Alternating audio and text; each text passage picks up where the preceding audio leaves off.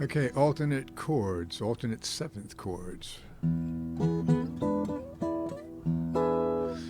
Start with the right hand, the pattern we're going to use. I'm going to play a standard E chord down here. 1, 2, 3, 4, 1, 2, 3, 4, 1 and 2 and 1, 2 and 3, 4, 1 and 2 and 3, 4. Pinch and 2 and 3, 4.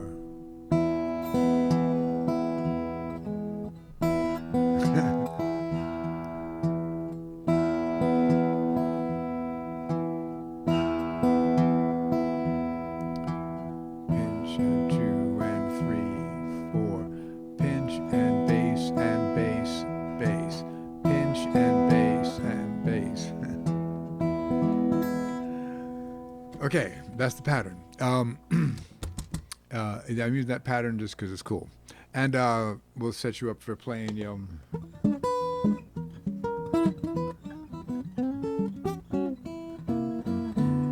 a cool Doc Watson tune.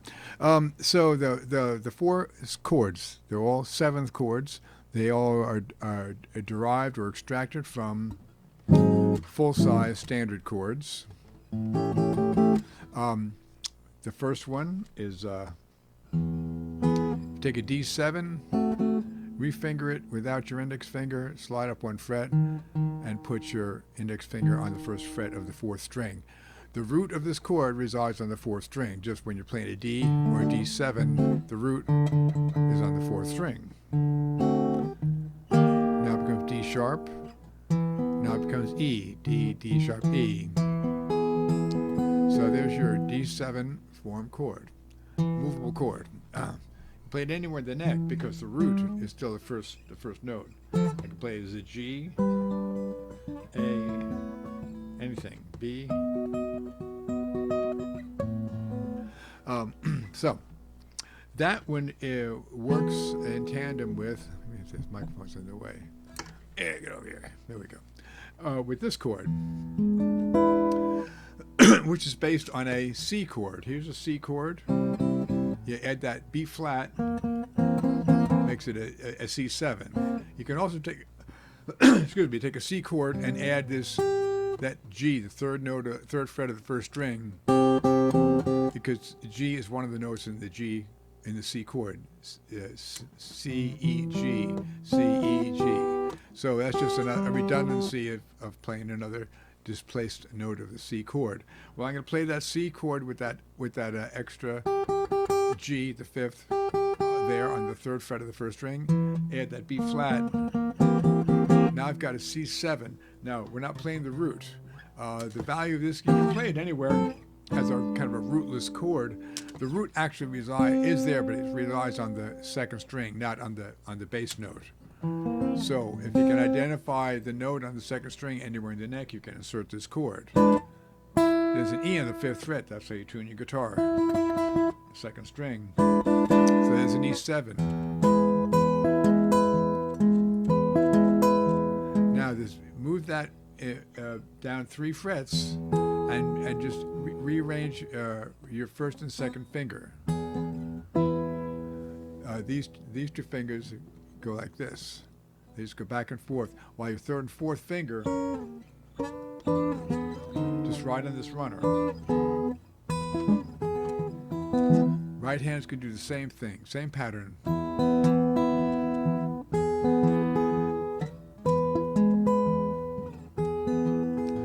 And you got all this melody going on without ever deviating from the basic right hand pattern. So the other two seventh chords are, here's an A7 that you've probably played before. You can play A7 like this, like this, like this, like that. Barring across 4 strings and putting your second finger or third finger down on the third fret. Makes it a 7th chord. The root, when you're playing it down here, is A. It's an A form chord. And it becomes a movable chord, looks like this. As you move it up the neck. But what's relevant here is that in playing just this small shape, the root resides on the third string. third string is G, G sharp, A. Here's A sharp, B, C, and so forth. Now you find that the root of the E chord on that string, you go A sharp, B, C, C sharp, D, D sharp, E. And I've got another E7 chord. Root.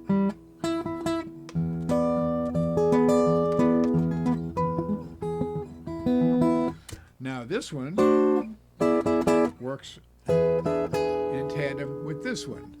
This one being your standard E form bar chord. Take it, friends. Look at A to make it simple. On the 5th fret, there is an A7. Remember, there in the 7th chord is root, 3rd, 5th, flat, 7th, and I'm playing 6 strings, so I can release some of them. Now, if I'm playing on the 5th fret, that's an A note, which is the root, which is also the open string right next to it. So if I, instead of playing that at the 5th fret, I play the open 5th string and just play the remaining notes in that chord. Now I'll tell you, when you're playing this full chord, that's the 5th, root 3 5, root 3 5, root. And pretty much any chord you can eliminate the 5th, because the 5th doesn't give you any information about the chord. The 3rd does. The 3rd tells you whether it's major or minor. The 7th tells you if it's a 7th chord. The 5th is just a harmony note that doesn't tell you anything about the family of chord, which is why heavy metal uses the power chord, which is a root 5. Very androgynous sounding chord. Anyway, back to this. So now I've got a fragment of this chord played on 4 strings. The root was over here on the E string, but guess what? If anything happens on the 6th string, happens on the 1st string also. So the root of that chord is on the 1st string. So if I want to find, let's say, an E, where's an E? Well, an octave. 12th fret. And there are my 4 chords. Oops. Let me open up the book here, and I'll see if I can slog through that little exercise, that study, and which is using just these 4 voicings. I do use the B7 up here. Remember which is using the D form, the D7 form, because the root is always in the bass. So anyway, it goes like this.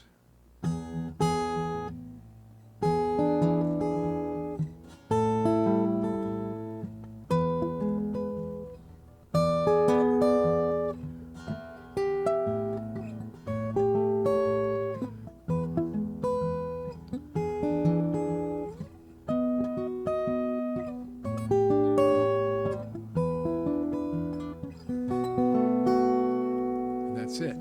Now, once you get comfortable with this, you're not relegated to playing them in that order. Anytime you've got a 7th chord, you can insert any one of those 4 chords. So, on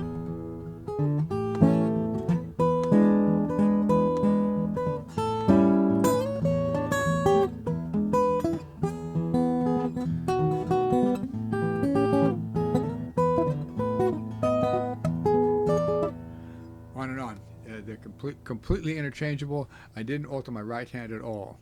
Beyond that, the only thing you might want to play with, if you get comfortable with that right hand, try and squish the heel of your palm down.